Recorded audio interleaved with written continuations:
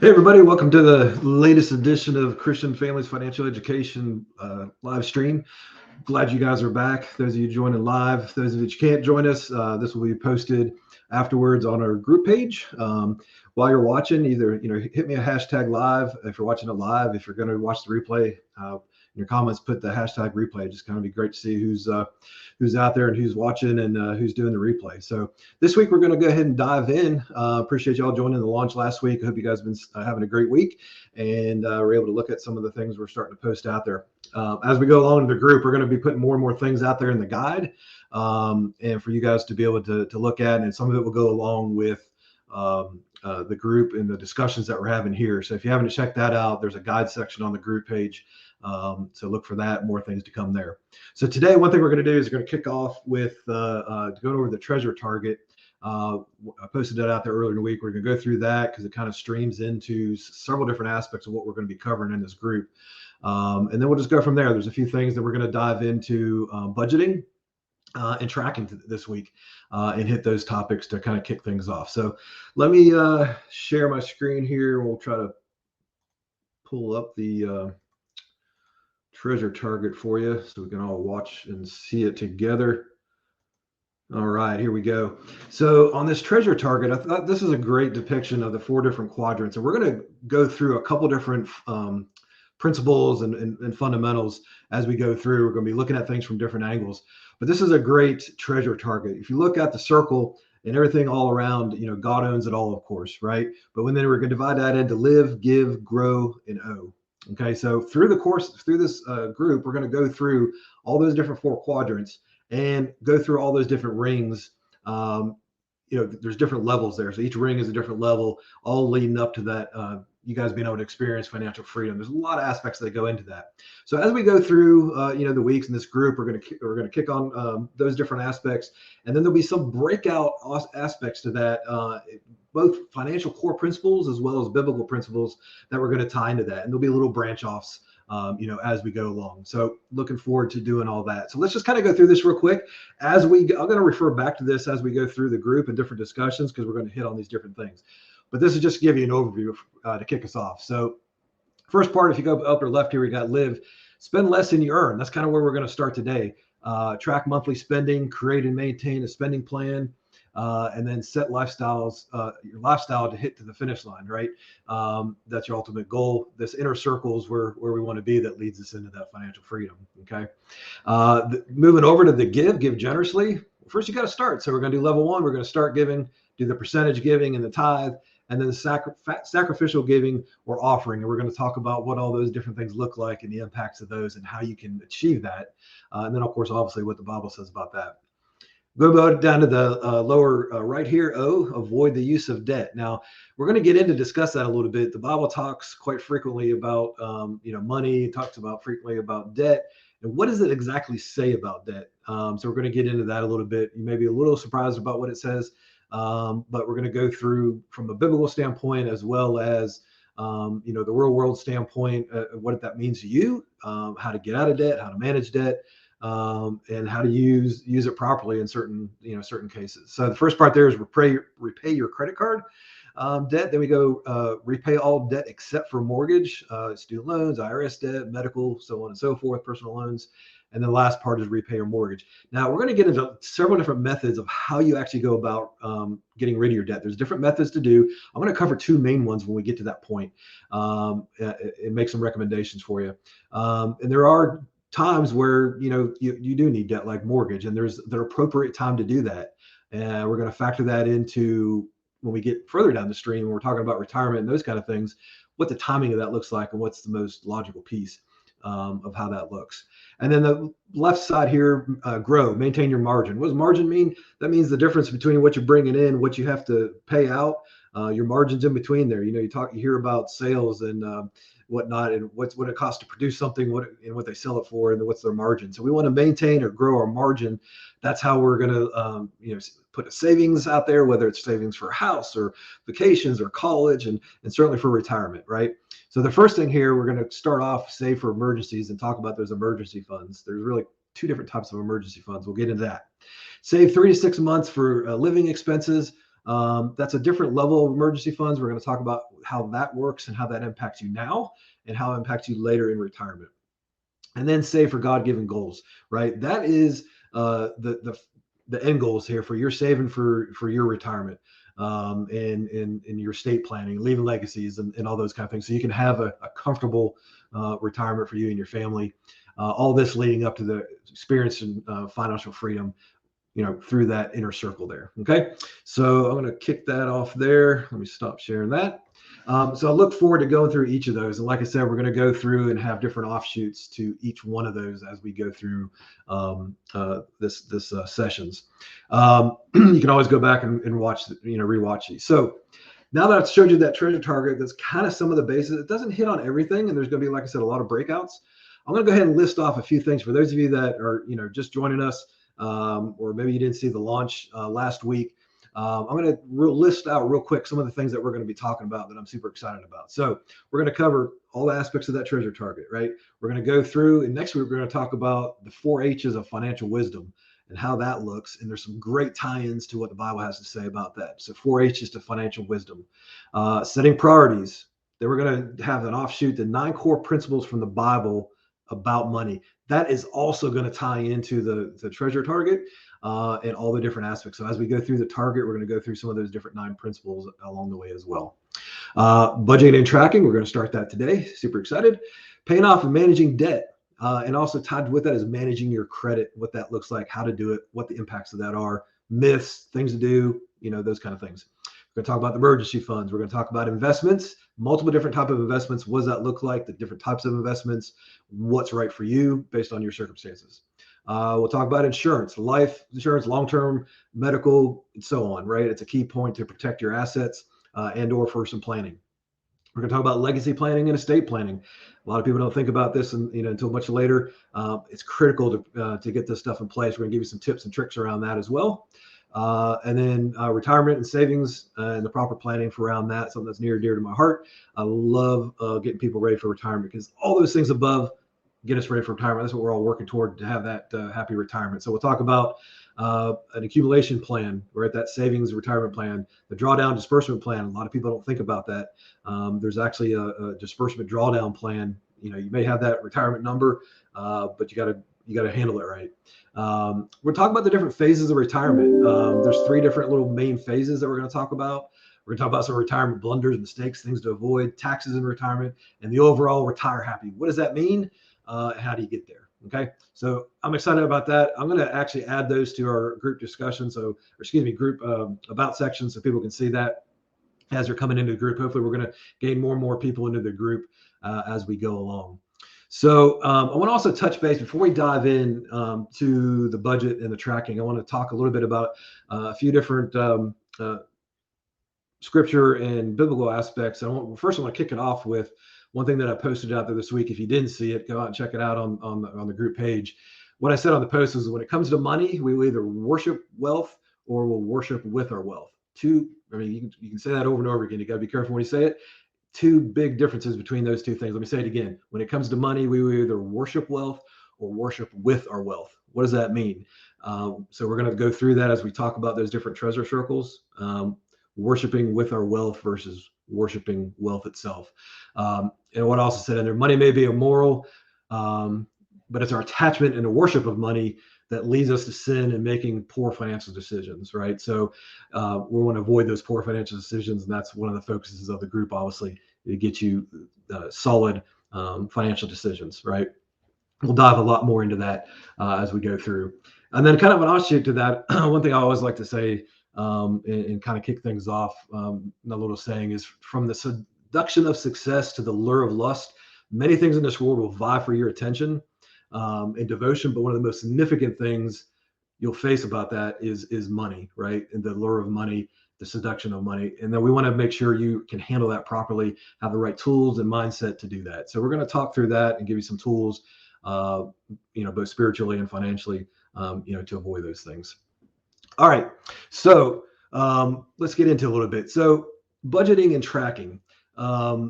there's and let me kick off one other verse here real quick when he goes into actually from Matthew. There's a lot of different sections in Matthew about money. And it says, no one can serve two masters. Either you will hate the one and love the other, or you'll be devoted to the one and despise the other. You cannot serve both God and money. Matthew 6:24 kind of goes back to my other comments, from earlier.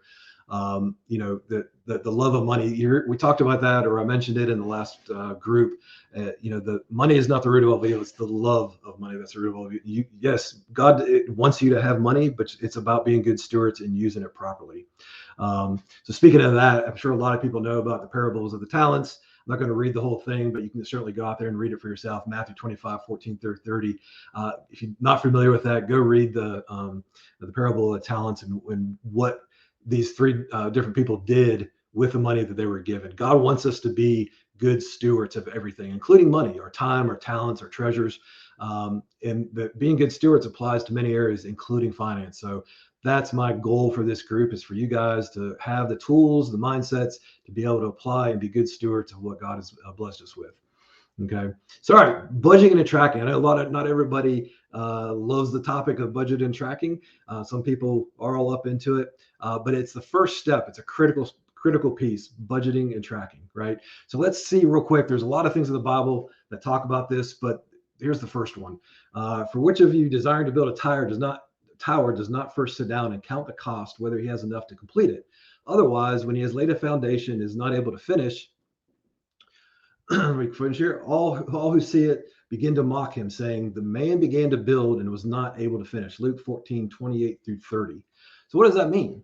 He didn't have a plan. If you don't have a plan, it's a lot harder to get to your goals. We all want to get to that end goal, that financial freedom target in the center. And you got to have plans to do that. I know not everybody's a planner, not everybody's as organized, but we're going to try to make that easy. So let's first talk about budgets, all right, and tracking. Those are the two main aspects of this we're going to dive into. So what's a budget? It's simply knowing how much you have coming in on income on a monthly basis and how much is going out, right? And knowing where that goes. So first, let's talk about the budget side of it, and then we'll talk about the tracking aspect of it and why that's important. First of all, you need to have a way to keep up with your budget. You can do that. There's various online tools that you can do that with. A lot of banks will have on their online banking, there's a budgeting thing, and you can categorize and track things there and set a budget. There's a lot of apps that you can go out and do it on your phone, or you can simply do it on a spreadsheet. Let me pull up a simple spreadsheet here. It's just a real easy way for me to show you this kind of in the category. So let me share this screen here. All right, so hopefully you guys can see this. So this is a basic spreadsheet, and this all has calculations built into it. I'm happy to share this with you. Just shoot me a message on Facebook or email or whatnot, and I'm happy to send this to you. Basically, you're going to go down here. You can customize this for you. You go down the list, put your different categories, different line items, right? Everybody's going to have a little bit, different categories. Not everybody's going to have the same thing. You're listing them out. You can add more lines. That's the column here. Here, if you want to, you can track when you pay those. Like if you get paid twice a month, you can put, hey, I'm going to pay this out of the second paycheck. I'm going to pay, this one out of the first. Up to you. Then you're going to put in your budgeted amount. Okay, put in your budgeted amount. And why I have a remaining column here is that goes into tracking. So we're going to get into that in a minute. So put in all your amounts down the budget column, and then it's going to, calculate it up for you. It has total expenses here. That's your total. We're going to talk about remaining in a minute. If you want to make yourself any kind of notes for you to remember, I created this balance section over here for things. If you have different debt and loans, you can copy this down, and it shows you can keep up with your balance and what the interest rates are, and that totals it down here at the bottom as well. All right, so we're going to come back up to this remaining here in a second. The remaining column down here is where you're putting in, and this spreadsheet goes off of if you're earning a salary and you get paid twice a month, but you can customize this to whatever you want. I also have a spreadsheet for those of you that work and hourly and have an hourly pay. I have a separate spreadsheet that goes by the hour, and I can send that to you as well. And if you need help with that, please let me know. So here, this is a simple example. If you make $75,000 a year, that's your annual gross. And this is for two different people. So there's slots for two people. And then you go over to here and there's a quick calculation. It basically takes that value, divides it by 24 for 24 paychecks twice a month. And then you'll notice this calculation here, right? This 0.72. So I'm getting, what that's getting me to is a net take home per paycheck. That's what this box here is a net per paycheck. And where that 0.72 is you take your 100% of your paycheck, right? And you're going to extract out taxes, 401k things, contributions, medical expenses, those kind of things that are coming out of your paycheck. What percentage of your paycheck are you actually bringing home each pay period? And that's what you plug in here at that 0.72. And then it comes over here and multiplies that by 2, and then it gives you your total. Okay, pretty easy to do, easy to customize. Again, more than happy to help you with this. And if you don't want to use a spreadsheet, like I said, there's plenty of online apps or websites and apps that you can do this with. So then what you do is you continue to fill out your budget. And as you notice here, as I'm filling in items, so maybe, we got some college loans we're paying on. The reason I have a remaining is as you pay your bills each month, each week, or you pay them, you're going to come out here and take it out. So if we paid the mortgage, we come out here and we delete that out, so we know we already paid it that month. And so this spreadsheet you're going to update and recycle over and over and over again. But as you notice, as I'm changing those, this remaining money is changing because it's telling you based off what I have budgeted, what I have coming in, and what I've spent. So it tells you what your remaining is, right? Down here, that's the total. This remaining here is showing you what margin you have, right? So because I haven't counted for everything, if I keep on putting in budgets here, this remaining keeps on going down, right? That's the difference between what I have bringing in and what I have budgeted. Okay, and then so at the end of that, it's going to show you right here how that's your margin amount. Okay, that's what you have left over, and then you can decide what to do with that. I highly recommend doing what I call a $0 budget. What that means is this remaining should be 0, right? If you have money left over, you want to account for everything. Go back up here, put it into savings, put it into retirement, whatever the different categories are, and we can help you with that as well. You want this to ultimately be 0 because you want to account for every part of your budget. Okay, pretty straightforward, and it may take you several months to go through and figure out exactly what that is. The other thing I want to mention is keep up with what you pay monthly, what you may pay quarterly, what you may pay yearly, because you may have subscriptions or renewals or things that come up, or maybe you pay your insurance, every quarter. You need to account for those, right? And what months are you paying them? And you make some notes out here for it. And you need to account for those in your budget as well, because you may only do once a year or once a quarter. And what you can do is actually with that remaining money, if you want to build that up and keep it in your account, you can have a column here, an item for future expenditures, subscriptions, renewals, whatever. Build that up, until it's time to pay that, and then it just all comes out in the wash. All right. And then as I said, as you pay them, do your remaining. Now, what I recommend doing is for a few months, you want to do tracking. Create your budget. You're going to go through multiple reiterations of this because you might not remember everything. It might take you a few months to just kind of sort through everything. What this is going to do is really kind of probably be eye-opening of what you're actually spending money on. So you're going to be looking at your statements, your credit card statements, your bank statements, and seeing what you actually are spending money on, right? Included in your budget. Then after you set your budget, I want you to track it, right? I want you to, you can do this permanently, but you want to at least do it for a few months. This is how you're going to narrow in and hone in that budget and get that margin where it needs to be, right? You want to track what you're spending. You're going to take a little bit of time, a little bit of effort to do this. Do it for at least a few months and go through and track what you're spending, right? And tie it back to those different categories. That's going to give you an idea where your money's going and where you may need to make some adjustments, okay?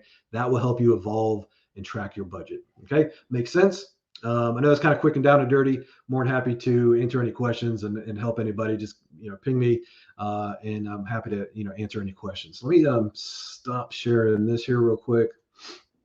Let's move on to the next sections. Like I said, these are going to be these sessions. We'll hit on the basics. So hopefully give you enough content, and then we'll go deeper in as we go, right? And I'm more than happy to help you out as well.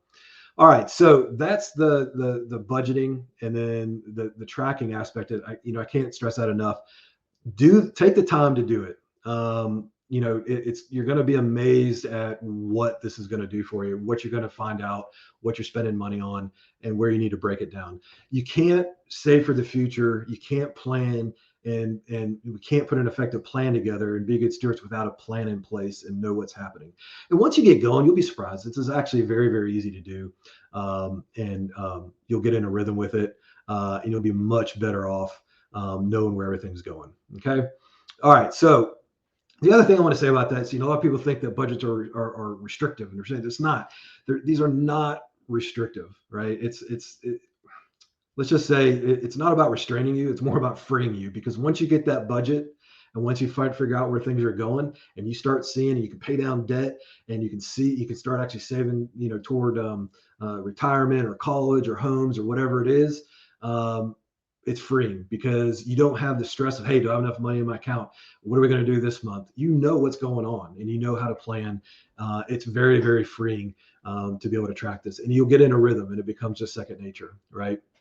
And so where you start is this budgeting and tracking. We're going to get into a lot more, concepts as we go along. The other thing I want to tie into this is as you're thinking and looking at your budgeting and tracking what you're spending money on, think about opportunity cost. What do I mean by that?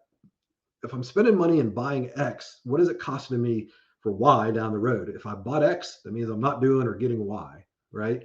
So that's the kind of the planning aspect, planning ahead, budgeting. If you buy something now that's going to inhibit you from doing something later that you really wanted to do or you need, whether it's a home or car or a toy, or what we're really trying to get to is having enough money for retirement in our family, that's opportunity cost. When you go to make a purchase, think in your head, what's the opportunity cost?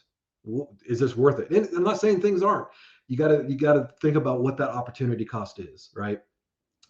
Once you think about the marketing influences, people and companies out there are really good at marketing, right? They know how to market to you. They know how to hit you in the heart and in the head. They know where to place products. They know how to put the commercials together. They know how to lure you in, right? You got to be aware of that. And they play on your emotions. Finances is a very emotional thing. Money's wrapped up in all aspects of our life, whether we, like it or not. And the marketers play off of that. So be aware of the marketing influences. And with that, I always say pause before the purchase, especially on big purchases. Have a 24-hour waiting period. If you're going to have a large purchase, make sure you have your accountability partner. If you have a spouse, it's going to be your spouse.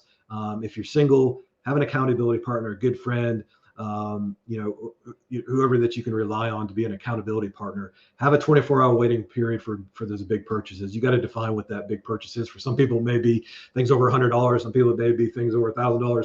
You decide what that is. But for big purchases, have a 24-hour waiting period. Talk to your accountability partner, your spouse or your good friend. And in that 24 hours, you're going to think about the opportunity cost. You're going to think about the marketing influences and what that means. Okay. And that you'll be a lot happier that you did that. That kind of controls some of the emotion and the impulse buying. All right. So this may not sound easy, but it's worth it. Does it sound kind of familiar? This world's not easy. May not be easy, not at first, but it's well worth it. I can't wait to continue to share things with you. I'm going to be sharing some different tips and tricks, some mindset things, how to manage your money and investments and budgets and debt, all kinds of great things. I desperately, hope that you take this to heart. And I love helping people with this.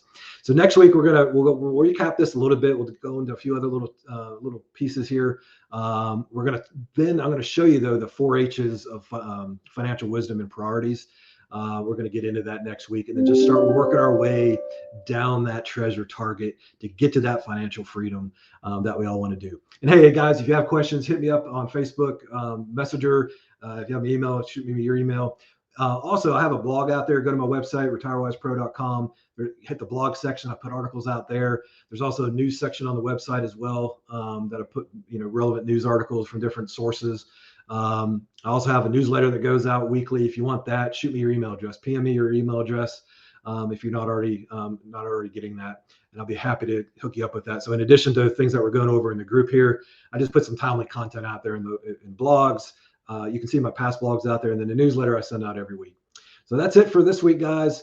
Again, let me know if you watch this live. Hit me up with the hashtag live or hashtag replay. Put some comments out there. Message me if you have any questions. Can't wait for next week and look forward to the rest of the group. Thanks, guys. Appreciate it. Y'all have a great and blessed day.